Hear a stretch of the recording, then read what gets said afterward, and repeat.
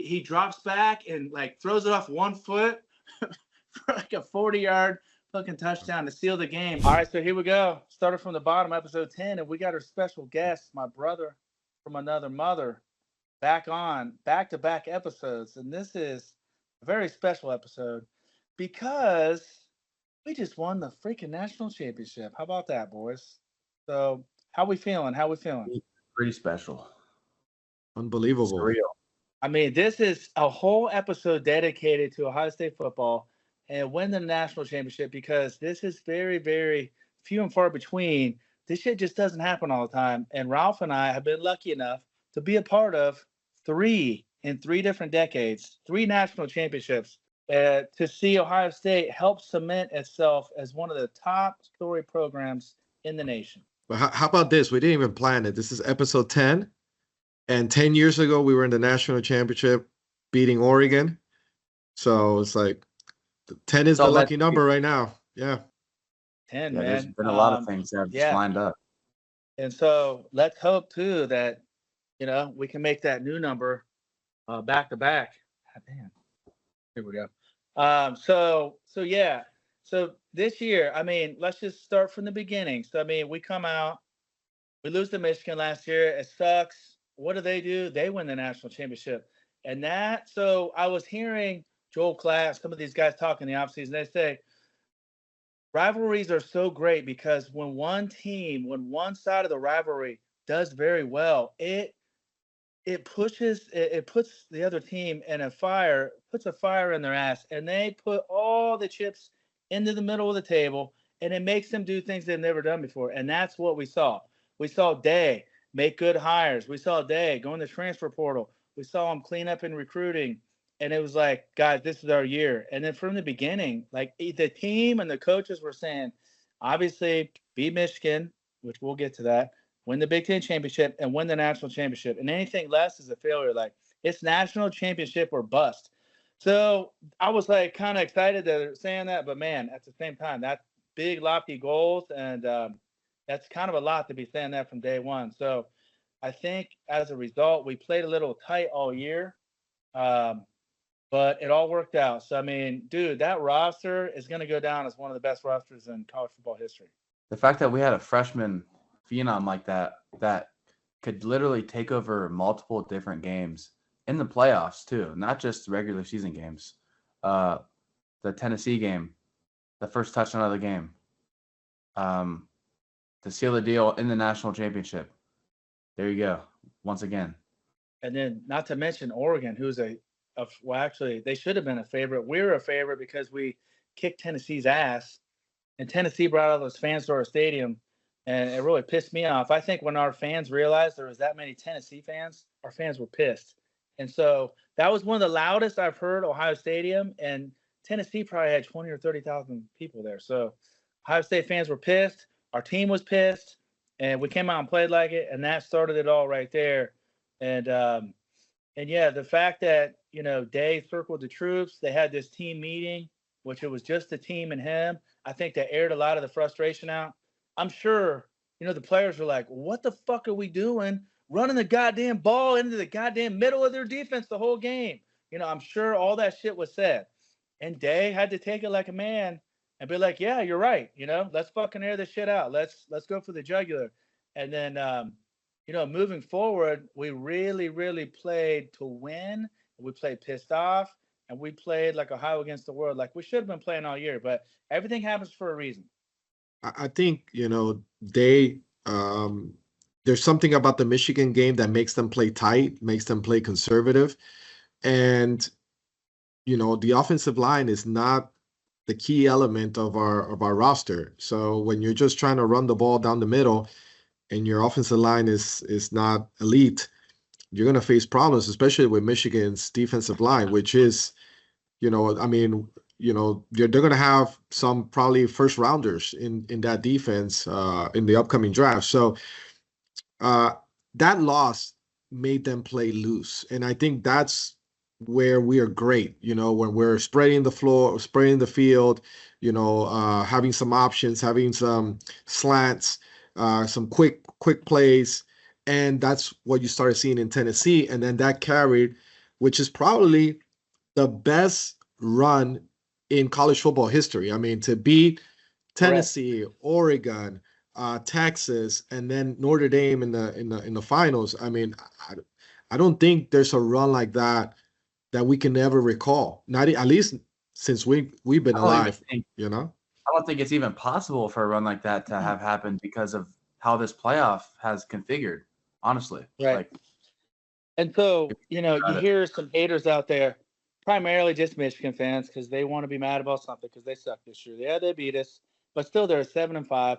They did finish strong. They played us tough, and then they beat Alabama. But something we're going to start seeing, you're not going to see undefeated seasons anymore. We basically have 2 power conferences. Everyone's beating each other up all year, and then you got to go win 4 games to win it all.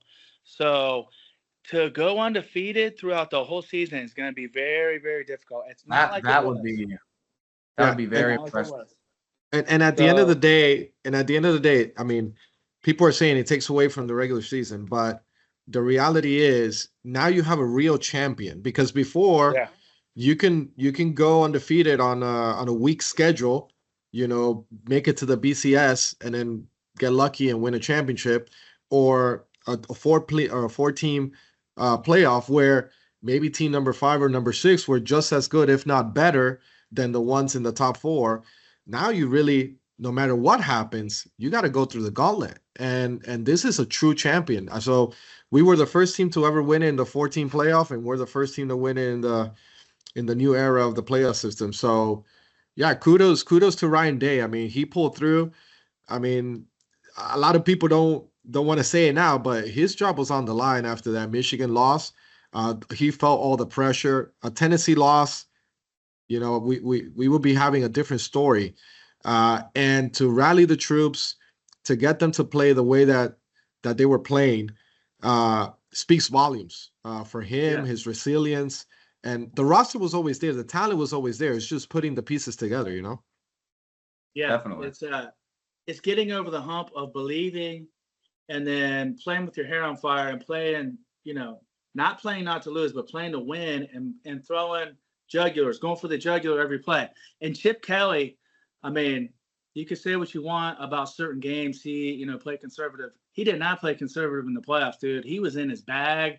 I mean, his play calling was elite in those 4 games, even down to the national championship. We get down to the goal line, I think we get 5 yards on the first play, and then he dials up that play to Jeremiah Smith. They think it's a reverse. That was sick. When someone is that wide open, that's a great play call, and those are the differences to win. Because if you have a wide open play for a touchdown, it's easy. Like, that is coaching, and you got out coached. Like, how about Springer got out coached? How about that bomb at the end of the game to seal the deal? I mean, when in our history will we call a play like that? I mean, you're trying to run down the clock. Normally, you would see a rundown, or a check down, or maybe a QB sneak. I got one for you. And this was another championship run we had, but this is when Claret was hurt. Yeah, 4th and 1. 4th and 1 Purdue, and Claret was our best player. And Claret was hurt, and we were struggling, man. We couldn't move the ball. It's like our offensive line was not the same without Claret, because Claret would get 5 yards, and even if the offensive line didn't block well. So we're struggling. Ladell Ross is not the same.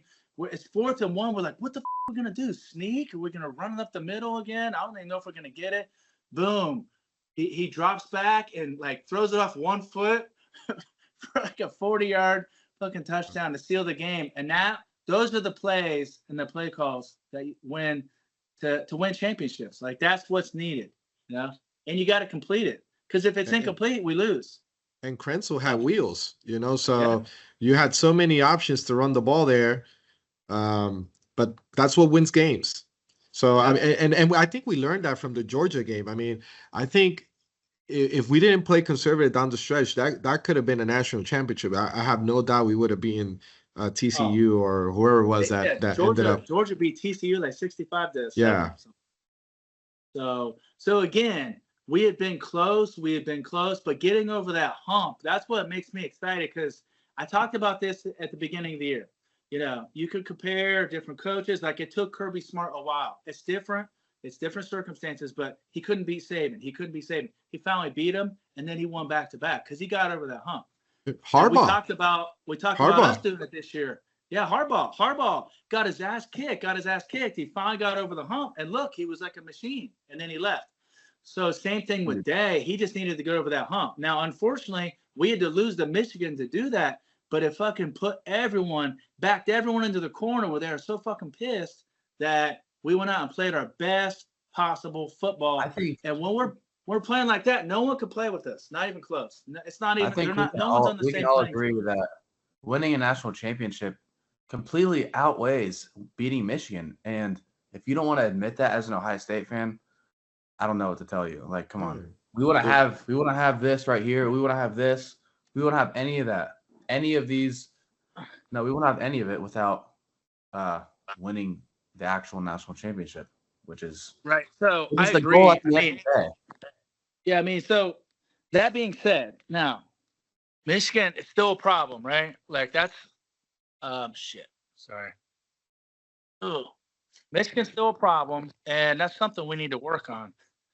But at the same time, it's like that game in particular this year, it doesn't mean shit. Like, yeah, it would have been great to win, but at the end of the day, what people remember are national championships, and we won the national championship. So it doesn't matter that much this year. Yeah, it still stings a little bit, but at the end of the day, it really doesn't matter. So is this something we need to work on, correct? Yeah, absolutely. So I'm hoping since we got over the hump and we learned how to play loose, we take that same mentality into Ann Arbor next year, play fucking loose, play to win, come out and go for the jugular right from the beginning, throw some fucking bombs. Like, let's fucking play to win. And I think we can, you know. I'll take a national championship victory and a loss to Michigan any day of the week versus beating Michigan and losing in the playoffs. I mean, right. I don't think it's comparable. I think when you lose to Michigan and then you lose in the playoffs, that's when it really, really hurts. Right? Yeah. Or you lose to Michigan and you don't make the playoffs because of the loss, that's when it really hurts. But with the new system, if you win the Natty, I mean, who cares what happens in the regular season? Right. Exactly. And let's flip it around like we're Michigan this year. Let's say we beat Michigan, but we missed the playoffs. That would suck. I mean, you know? So they're all happy, and it's like deep down they're not really happy. It's just a front. You know what I mean? So the future is bright. And so let's back up a little bit. So Ralph comes in from Dubai, which is, by the way, 20 hours. I mean, you're traveling and you're like, man, like, what day is it? I think I've been traveling for a month. You're like, where am I? So by the time he gets to Ohio, I mean, we have a blast. Everything's great. The weather's actually good. We go out there. We play conservative. We don't fucking beat Michigan. It was awful. And then, you know, everyone's calling for Dave Head. And I was almost starting to agree, but I'm like, look, everything's still in front of us. Let's see what he does in the playoff. Let's just, you know, he deserves that chance at least. But luckily for him, he went out and turned it around. But Ralph comes in from Dubai, and then so about after the first game, we're like, damn, dude, we look pretty fucking good. I was like, just saying, Ralph, if we go, start thinking about it. If we can go to the championship, I mean, you know, I don't know. I was like, that was probably like 10% really going to happen in my mind, but I'm like, just throwing it out there. And so then we go and fucking dismantle Oregon. I'm like, whoa, this is starting to look more realistic, kind of like when we went in 2014-15. I'm like, dude, like we beat Alabama that year, and I'm like, Ralph, like we got to go, man. We just beat Alabama. Like we got a very good chance here. And then we got Texas, and then me and Brian gives me a guilt trip. So at this point, we go to California. I wasn't going to go, and they're like, no, man, you know, let's take the family, you know, Bill's his family. And I'm like, I've never been to California. It's a good reason to go. I always wanted to go. Like, let's go.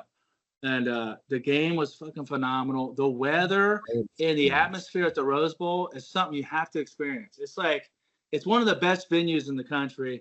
It was beautiful. They really should play the championship there. I mean, it's that special. There's like trees going up through the stadium and shit. The crazy part was the weather in like where we were staying was kind of shitty. And then once we get to the game, it's 75 degrees and sunny, and like the mountains in the background. And then we're driving on this bus into the game. Everyone's drinking. We stopped to get alcohol. Like everyone's partying, having fun. And the weather's kind of weird. And as you get closer and closer to the stadium, it starts getting sunnier and sunnier, like perfect weather. phenomenal. And then I have a business trip in between that and Texas, and I'm like, dude, I can't go to this, man. I'm worn out. I'm not getting enough work. And Brian's like, man, if we look back, man, and we didn't go, this and that, I think we're gonna regret it. But what if we lose because we're not there? And I'm like, God damn it! So we booked a trip to Texas, and what a legendary game that was. We saw the strip sack live. That's one of the best plays I've ever seen live. Just feel the game. It's one of those plays like. Well, I mean, you saw Claret, chase down Taylor, and recover that. Oh, that was a monster play. Yeah, that's another legendary one. But so then we watched Texas. We ended up winning 28-14. Although it was really a lot closer than that. It came down to the goal line stand. How many goal line stands did our defense have this year? Defense wins championships, man. That's what it's all about. So confident the whole game. Huh? Decent. I felt pretty confident the whole Texas game, even though it seemed. There wasn't a point in the playoffs that we really felt worried, but Texas was probably the closest game. Yeah. So with that in mind, that defense wins championships. I mean, we got to address the elephant in the room. I mean, Knowles left to Penn State, which is a big rival. I'm sure that's going to be a very intense game next season. And then we hired Matt Patricia, who has a lot of Super Bowl experience, with Bill Belichick and being the defensive coordinator. But he also comes with some a little baggage, when he was the coach of the Lions. There's been some backlash. Yeah. So supposedly it's because of the player treatment, because he thinks he acted kind of like Bill Belichick without having the savviness of Bill Belichick. But at the end of the day, our coaching staff is normally it's elite all across the board. So I think maybe we can make up for that. And if one thing that Day has is he's a high character guy as a coach, super high character. So I think that's what we're banking on, is that the other supporting coaches are going to be able to help him to be able to adapt more to the players. But it's an interesting hire. So what's your take on that? I think, looking what Day has done, and he got over the hump. He hired Combs at one point to run the defense. He went through that. It did not go well. I think he learned from that. He got Knowles, and Knowles got better every year. But apparently Knowles and the defensive line coach, Larry Johnson, were butting heads. And Knowles is just different. You can tell when he gets interviewed. He's kind of nerdy. But he's phenomenal. He's just not real personable. So I think after the Oregon game, Day kind of being the head coach, and he's not calling the plays anymore. So, yeah, with him leaving, he was kind of weird. But, so they were bumping heads. So I think Day after the Oregon game, because Oregon, our defense did play like shit the first time. And Day sat down with him. They kind of revamped things. And I don't think Knowles really liked that, but Day's the head coach. He's the man. And so the combination of Day kind of putting some strains on him, and then the defensive coordinator thing they bumped, or the defensive line Larry Johnson thing, they kind of bumped heads. He wanted out, and I think he wanted out. It wasn't just at the end of the year. This was kind of leading up to it, from halfway through the year until the end of the year. He knew he was going to leave, but they kept it under wraps. But to go to Penn State out of all the places, I mean, Lil B, what? I think that's kind of trying to get a little bit back at us at the same time. I agree. And then you see his wife came out and said some stupid statement about, no, he was mistreated and you couldn't go to the championship celebration and this and that. And it's like, you're going to Penn State, first of all. So, you're a CEO. If someone's going to leave your company and go to a competitor, you basically got to lock them out, because they could be coming in and stealing your recipes and stuff like that right away, right? You're going to a competitor. So, I mean, that totally changes things from being Mr. Nice Guy to you're on the enemy sideline now. You don't get the same treatment. You get locked out. I would lock him out. I think if he would have gone to an SEC team or so out of conference, the treatment would have not been the same. But I mean, he didn't even wait until the parade. He announced everything well before it. So it's dude, you're already out the door. So why cry about it? Right. Exactly. It would have been. Don't go to a rival. If you go to a Going to an rival, you're going to SEC get that treatment.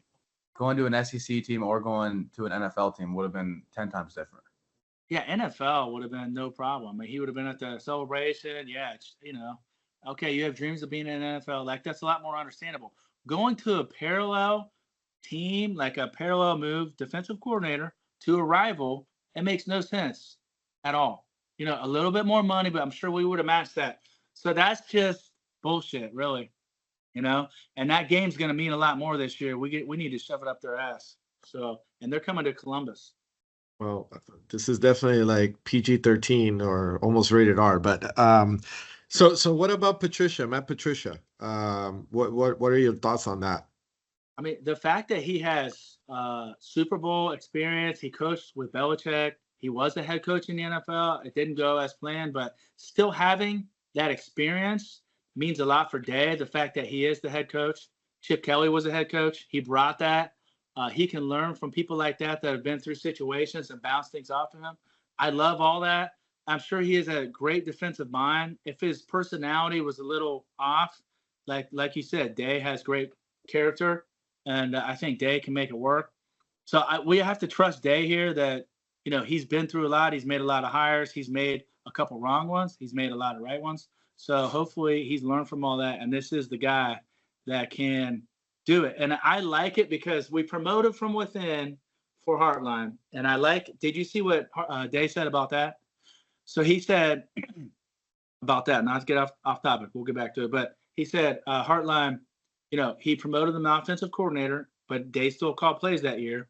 And then they had a chance to get Chip, and then they brought Chip in. So Heartline had to take a step back a little bit, and learn, but he learned from Chip Kelly, and he's learned a lot. And he had a lot of good moments towards the end of the year, like he was really coming on. And so Day thinks combination of all that and just getting that more experience of watching and learning from those guys. He thinks he's going to be the best coordinator in the country this year. That's what he said. Look, he has all the potential in the world. And if there's any, assistant coach that deserved that promotion in the country, it was Heartline. I mean, I think he's going to go down as the best wide receivers coach probably in the history of college football. I mean, the classes that he brought in is just ridiculous. So I mean, I'm excited for him. It's a great opportunity for him to take his coaching level, to another degree, and let's see. I wouldn't put too much weight into the first stint because he was still very green. They still had his fingerprints on the play calling. Yeah, so we'll see. And now getting a year under Chip Kelly, I think that's going to make a big difference. And every year, it seems like our wide receiver room has a chance to become better than it ever has been. Like this next year, our wide receiver room, I'm pretty sure is like all of our studs they're all 5 stars. Yeah, well, and that's been like that for a while now, but this could be potentially the best ever, and that's saying something with Olave, Wilson, Harrison, Jameson Williams, all in the same room at one time, and this could be even better. They're saying, here's an interesting fact: with all the transfer portal and everyone leaving, coming and going, our wide receiver room has never had a transfer come in during Heartline's era. That's impressive.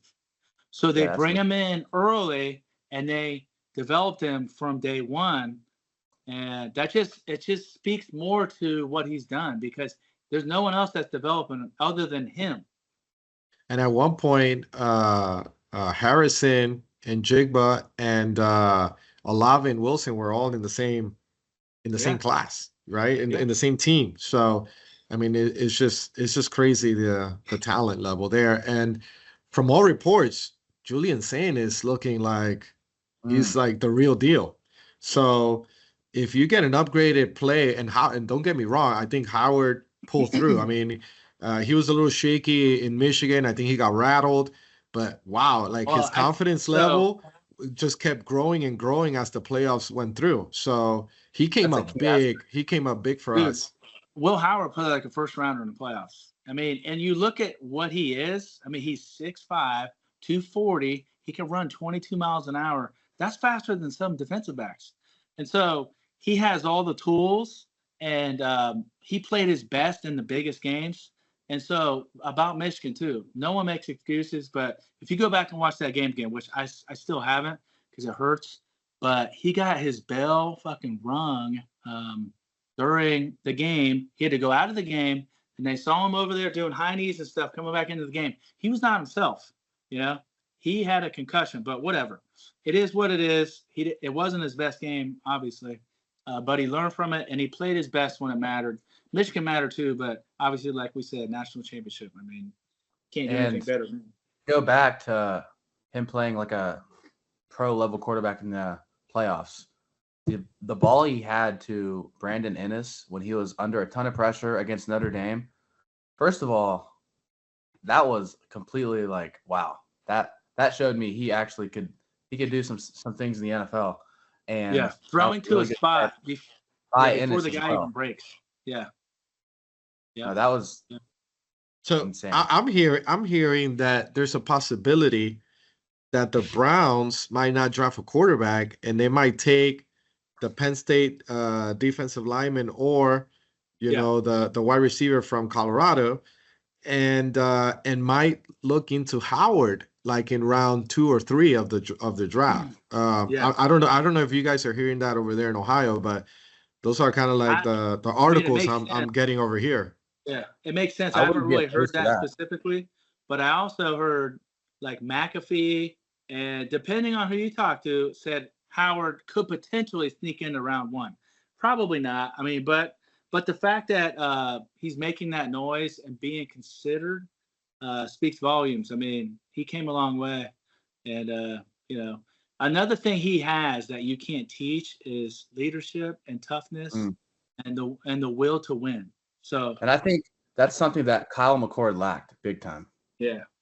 No offense to him, but I mean, he put up some good numbers this year, but I just felt like, and again, Kyle McCord you could see Will Howard's presence on the field, and I don't think you really could with Kyle McCord. He didn't have that fire under him, in my opinion. To Kyle McCord's defense, he maybe didn't have that as much the last year he played for us. And then he had to transfer, and then he kind of hit rock bottom a little bit, and he had to get a little fire under his ass. And he had some moments he had that this year. He beat Miami. He led the nation in passing yards, and he had a real good year. So, hey, hats off to him. I wish him nothing but the best. Hopefully, I heard he might sneak into the first round. So anyway, look, at the end of the day, McCord was a little young at the time with us. Versus Howard. Howard is he came as a veteran to Ohio State. Right. I mean, so I think it's they were put in different situations. I think if McCord would have gotten an extra year, you would have seen a very different quarterback from him. He would have learned from the previous year, just the same way Howard learned from his previous years at Kansas State. So that fire, changes depending on your ups and downs. If you have it too easy, you normally see these people trying to be a little bit nonchalant. But Howard came with a chip on his shoulder, and I think McCord is in the same situation when he left Ohio State. So we'll see. I wish both of them nothing but the best, and hopefully they have great NFL careers. Yeah, for sure. Yeah, so we'll see about the defensive coordinator hire. I think it's going to be good. I mean, you got to trust Day. He's been through a lot now. He's been through ups and downs, and obviously this guy has big time potential. He was the head coach in the NFL, defensive coordinator for Belichick. I mean, just the fact that Belichick wanted him as a defensive coordinator, I mean, that says a lot, So let's back it up a little bit and let's talk about this run. And then me saying, Ralph, I mean, if we go, man, I don't know. I remember Ralph left a message one day. He said, well, I don't think I'm going to be able to because, by the time I'll get there Friday, I'll be dead. And so Saturday, I'll be like no sleep. And then Sunday, I have to leave. And then I'm just going to be dead. And I was like, here's the solution. Just come a day earlier and leave a day later. Okay, let me know if you're coming. Yeah, he came. That was, I mean, that is dedication right there. There's not many people that would go to Ohio around Thanksgiving and then like a month later go back to Ohio for the championship. So that in itself is legendary. and that's believing in the team that we're going to win. Because, man, that was unbelievable, just unbelievable. And don't think I forgot about that $1,000. I'm gonna get that $1,000 to you. And the other thing is, look, when you live in Dubai, yeah, we have some noon games and you can see them at 9 o'clock. But I got to wake up through almost half of the season, or at least 40% of the season at 3, 4 in the morning to watch the games. And I watch every single game. So it's dedication throughout the whole year. I also, I'm a little superstitious in the sense that when we all get together, we normally win. I mean, we only lost to Vince Young at the Shoe, and then this Michigan game that we should have not lost. I mean, those are 2 losses since what, 2006 that we started going to games together? Yeah. Something like that. Only 2 losses. I mean, that's crazy. Yeah, you guys start going to games like 2005 maybe. No, sorry. No, 2005 we graduated. 2002. Yeah. That's what I was. 2001. 2001. So what year? What year? Because 2002 we won the championship. So it was 2001. It was 2002 season, but it was 2003 when the game was played. And so what year I remember coming over. When you guys started going to games together? I started going to games with Brian on the first year of Jim Tressel. So were you a sophomore, junior? I think we were sophomores. Well, I mean, Brian was like an 8th year senior, so I mean, I don't know about that, but but yeah, I think it was definitely the first. It was definitely the first year of Tressel. I mean, if I was an 8th year senior, what was Randino? 20th? Shout out to Big. Yeah, shout out to Big Rand. Big Randino, the Kool-Aid man. Woo! Oh, we can crack on people because they can't say anything back right now. So yeah.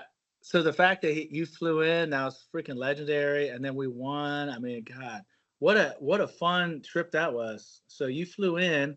I flew in a day early. We hung out, met Lobo. Lobo was trying to ride his bike all over the country everywhere. What was he doing? Hey, I'll meet you guys, but I can't be there for 3 hours. I'm riding my bike. He's big into fitness. He competes in still at his age in jiu-jitsu. So he goes into jiu-jitsu tournaments. Wow. So it's a lifestyle for him, Yeah, fitness is definitely a lifestyle type of thing for sure. Yeah, I do respect that. He wanted to ride his bike everywhere. That's pretty dope. So I boxed the other day with the guy I used to box with, who's a triple jiu-jitsu master, black belt, weaponry, ultimate fighting, basically everything. He's like 50. Let me see. I think he's 55 or maybe older, and he is a freaking Filipino martial arts ass kicker. So anyway, we're gonna get Brian involved, I think, but we'll see. That's another chapter. We'll be talking about that. Nice. So yeah. So looking into next year, I mean, a lot of people have us right near the top 1, 2, or 3, which I think is deserving. Obviously, we have a lot to replace as far as Ohio State, but we have all the pieces. We have a stud quarterback. He's not experienced. We have a great coach. We have to fill in coordinator roles, but I mean that's doable. So we'll see. What do you think, B? Yeah, I think that I've been seeing a lot of good reports on saying, and somebody made a good point saying like all these offers that Carnell Tate and Jeremiah Smith are getting, for them to stay, it has to say something about their confidence in Julian Sand as well. I mean, they're not just going to stay here if they know that, I mean, he sucks. Obviously, he doesn't suck. But what I'm saying is it just shows something. They have a connection or they trust him. And I think it's just a good sign for sure. I mean, if you're getting offered that much money, it's life-changing. And, I mean, obviously we're going to provide that to them as well. But that right. I'm sure we'll match. we'll match money. Well, I mean, even if somebody wants to offer a premium, you're taking a big back step into another program, right? There's very few programs that you can say are equal to Ohio State. And at the same time, they're already in the system. They know how to play. Like they went through it all. They can go to another program and all of a sudden hit a bump or something, and that can change. That can make them lose money as well. So right now, I mean, Jeremiah is probably the number one pick in when he's eligible for the draft. I mean, definitely top 3. So Easily. is he really going to lose much by staying at Ohio State versus going to another program and something happening, and then now all of a sudden he's not even in the conversation to be a top 10 pick, and then that's when you're going to lose a lot of money. So I don't remember. Maybe you guys can help me with that, but I don't ever remember a superstar student athlete at Ohio State transferring out of the program. I mean, you'd be stupid too, like you just said. Not stupid, but like. Well, look at I the year. just I mean, look at the year he had. I mean, how could you argue? Well, how could you want anything more than that as a freshman? I mean, he started from day one. He was the main focal point of the offense the whole year, and then they even turned it up more in the playoffs. I mean, it's like, what more would you want? And Julian is a higher. It's a more recruited, higher ranked. Anything you want to say than Howard, right? So he's coming in to play with a quarterback that might be just as good, if not better, than Howard. So I don't think he's going to lose much. I mean, he has the coaching staff around him. The offensive side of the ball is not changing much. Probably, I don't want to jinx it, but most likely the offensive line is going to be much improved, right? And we battle so many injuries. So I think the offense can take it to another level. The key for next year is going to be the defense. I mean, we had the number 1 defense in the country. So how's it going to look next year? That's going to be the big question mark. So you know what a good place to start is? If you're returning the top 2 players in the country, that's Jeremiah Smith and Caleb Downs. The best 2 players in the country are on our team. Very good place to start. Plus, we just won it all. Day proved he could do it. So that roadblock's out of the way. So it's basically like we have all the talent. Can Day shuffle all the pieces, get us motivated, playing together, get that chemistry, and go figure out how to do this? And I think he can. It's not going to be easy. But I think we got to remember what we did this season that just ended is what Penn State is doing. A lot of their kids are returning. Yep. They're going to have a very seasoned team, especially on defense. When we got in trouble as a defense was when we were not applying pressure to the quarterback. And then that's when like Burke will get burned so many times on one-on-ones. And that's just, we got hit with big plays all the time. So we got to replace Sawyer and JT, who were studs, right? We got to bring the pressure. So if we get guys in there that can disrupt, I think we'll be okay, because it all starts from the pressure to the quarterback. If we cannot, then it's going to be a bumpy road for that defense. Right. And so the Oregon game, we didn't get pressure at all. And then but we still had guys playing man. And then if you're not getting pressure, and you have guys playing man against great receivers, like they can only cover these guys so long. So as the year went on, we got much better with that. So we just have to see whatever we did, learn from that and dial up certain pressure certain times. Our edge guys have to play better. JT and Sawyer played like first rounders in the playoffs. And so I've seen mock drafts where they're in the first round. I've seen mock drafts where one's in the first round, one's in the second. But that's great for them that they came back and they finally played like to their potential in the playoffs, because that's the most important time of the season. A lot of people play their best when it doesn't matter. That's when it mattered. So that's another great trait for them. So, that being said, we're loaded. We got to get these guys ready and then go out there. Yeah, guess what? Our first game's Texas. Woo! And my cousin versus Manning. It's gonna be big time. You know what? Time. We're gonna find out what Manning's all about, because if he was as good as everyone thinks, then why didn't he play? Well, I think it's a coaching decision, that they probably promised Ewers if he stays another year that he was going to be. So I think a lot goes into that. But I think their fan base, for a good part of the year, wanted Manning over Ewers. So They always go back at quarterback. You know, man. Especially if he's a 5-star and he's a Manning. So I don't know. We'll see. Manning. I mean, one thing about that dude, he has some wheels. He's athletic, so that will be a factor. But I think he's legit. It's gonna be. I think it's in Columbus, right? Yeah. Is it? Yeah.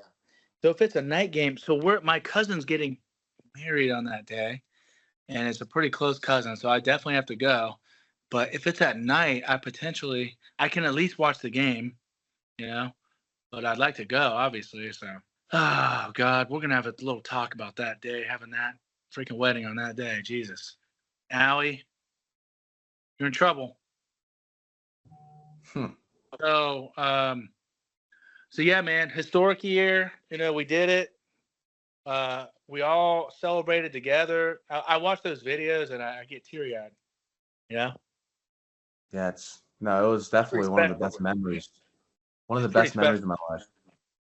Yeah. And the fact that we've both, us three have been to 2 national championships together and won 2 together is legendary. It's legendary. And you look at the pictures of how fast 10 years go and what he looked like then. He was like a little baby. It's crazy. Yeah. So it is. Those are great memories, man. Great memories. This is a little off topic, but me and Ralph have been to the World Cup together, and that is something insane too. So Ralph's been a great role model for this one, and couldn't be more. Well, you know, the same way little Brian has evolved over the 10 years. If we go to another national championship, hopefully it doesn't take 10 years, but if it does, then you, Brian, are probably gonna be like 70 by that time. So we'll see your evolution on the other side. Yeah, it's gonna be huge. And then we got to get your kids to the next. You know, we got to get them to some games. So obviously, living 20 hours away makes it difficult, but that's something that I'm looking forward to. You know, whenever the pieces lay the way they should, it's gonna be fun, man, because it's culture. It's, you know, that's part of our family is Ohio State football. Some people like Elizabeth didn't understand that at first, but she gets it now. She's all in. She loves it. So it's good. I still remember when little Brian was very into baseball, and he told me that his favorite player was Giancarlo Stanton. So we went to the Marlins to go see him play. I still have great memories about that. I remember that like it was yesterday. So we and that's what life's about. It's just creating more and more memories, and because that's what we take to our graves, right? Everything else, all the materialistic stuff doesn't go with us, but those memories last for a lifetime. Forever. Yep. We have some good ones. That's building the family legacy, and you guys have had a lot. I'm impressed. I got my work cut out for me. Shit. Goddamn, the World Cup, Dubai, Qatar. We took little Gustavo. That was a whole. That was epic. Our Uber rides were, oh my gosh. And the one time Brian went and stayed with you, that's when you went to the Marlins game. He went and stayed for like what, 4 or 5 days or something? I think it was like 10 days down in Miami. Yeah. Was it? Shit. I think I went to 2 games that trip. Jessica and Alex and you. So that was fun. Yeah, and we'll make many more. Yeah, for sure. Shout out. Speaking of family, shout out to Christina and Cedric having a boy. Yep. That's big. That's baby Ace. That's awesome. I was like, hell yeah, man. We were getting outnumbered. We need some more boys in this family. That's great. Yeah. So, got to carry on the name, carry on the traditions. So that's fun, man. That's something to celebrate as well. So I'm sure we won't be seeing you for a while. And then as soon as you have an update with what you're doing in your career and in the upcoming years, you'll be sharing that. So we'd like to start hopping on and doing this once a month, just doing updates. This one's all about Ohio State football, but we're going to talk business. We can talk everything, really, but it's going to be good. So it's going to be a big year. It's going to be the biggest year yet. And thanks for coming on again. And what special memories we made. I mean, even the time you came from Michigan. So I picked Ralph up with the driver. I'm like, get in, bitch. And I handed him a beer in the back seat at the airport. And I was like, all right, we got a driver. We made it like 2 miles away to this little hole in the wall. And we stayed there for like 8 hours and played pool. Yeah, we have crazy memories. I remember that one Michigan. I don't know if it was number one versus number two. And then you went to my apartment. We were in college. I don't know. You got there like at 7 a.m. with like a bottle of vodka and a bottle of rum, and we're like, oh, we're gonna start drinking. And it was a noon game, and we left, and we get to the stadium, and Brian forgot the tickets in my house, and we're like, no, like we thought we were gonna miss the game and everything. We went in panic mode. Yeah, But luckily we a little earlier yeah, than usual. It was Michigan, and we raced back there with the Uber and got the tickets and raced back, and we like made it like 15 minutes before kickoff. But God, some memories. Something memories. to look forward to is hopefully we can make this Dubai trip happen at the end of my school year, the end of April, beginning of May. It might work out pretty good because of If he's still Gustavo. there. Yeah. I'll be here. I'll be here. He's gonna still be there. We've Okay. talked about it. And Yeah. so I didn't know. Angela will be here, so I could maybe fly back with her or something. We'll figure it out though. I do want to make that happen. I want to see the boys. I want to. Yeah, there's a Yeah. lot of stuff for me to show you guys. I mean, every year Dubai changes. There's so much more. It's very hard to keep up with all the new stuff that goes around, but definitely got a lot of stuff in line for you guys when you go. Let's get So it. is it really hard to invest there? Real estate? Like you can't do it unless you're. No, anybody can buy. I mean, they give you a 10-year visa if you're spending more than $200,000 on a property. So it's called the Golden Visa, and properties have been soaring. I mean, there's a big resale market because you buy pre-construction, and then before the building is built, you flip it, and you make like 30%, 40% on your money. So there's a big business going on right now with that. But the market is booming, and some people think there's a bubble.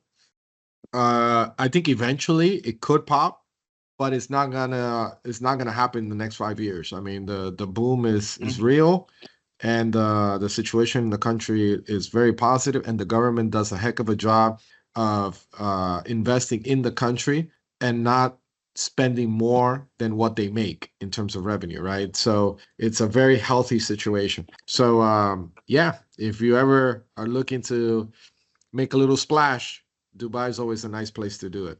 100%. Yeah, that's in the works. So we'll figure out. I mean, we're gonna hang out somewhere probably around that time. I'm open to Dubai, but we talked about some different things. So wherever it's gonna be, we'll make it happen.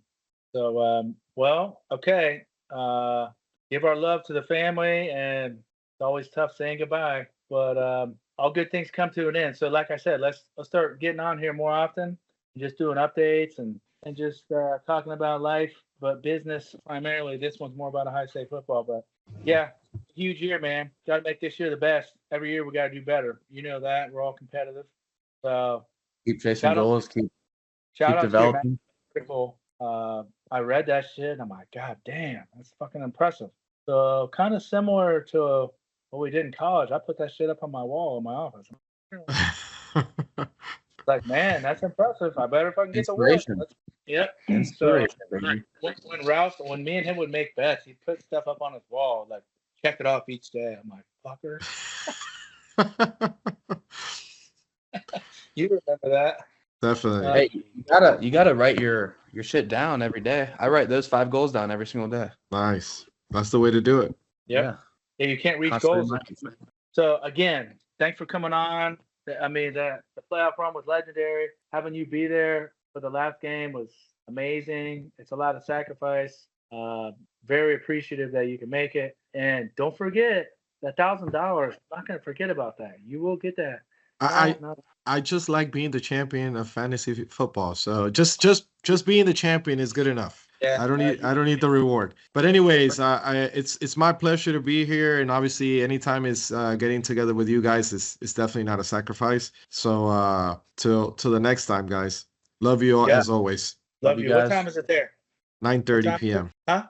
10:30? 9:30 Oh, p.m. 9:30. Okay, well, yep, get to bed. You got a lot to do, and tell everyone we said hi. We love them. We're hoping to see them soon. Let's get something planned. Definitely looking forward to that. Yeah, man, go Buck.